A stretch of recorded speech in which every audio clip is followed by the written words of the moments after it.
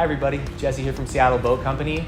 Wanted to talk to you guys today about some very important things to look for before trailering your boat.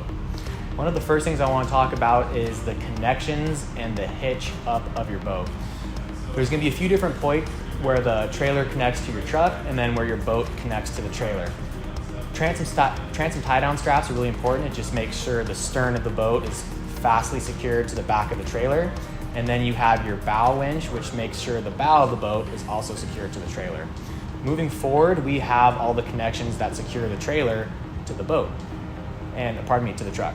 You want to make sure that your safety chains are all properly connected to the hitch, and then you want to make sure that the hitch receiver is fastly secured to the ball and your lights are plugged in to the truck. Lastly, make sure your hitch is properly secured to your truck. You don't want to have that loose and run into the issues associated with that. The next thing I want to talk about is the covers for your boat. Depending on what style of covers you have for your boat, they may or may not be allowed to be on the boat while trailering.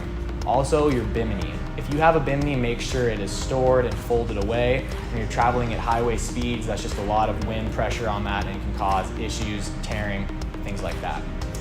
The last thing I want to talk about is your truck's tow capacity. A good rule of thumb when towing over the mountains is you want your vehicle's tow capacity to be roughly double the weight of what the boat is. So for example, if I have a boat that is a 5,000 pound dry weight, you can figure another 1,000 pounds for the trailer, another 1,000 pounds for fuel and gear. So I want to make sure that my vehicle's tow capacity is roughly double that of my total boat weight. If you have questions about your trailer, a good thing to do is go to Les Schwab and get it checked out.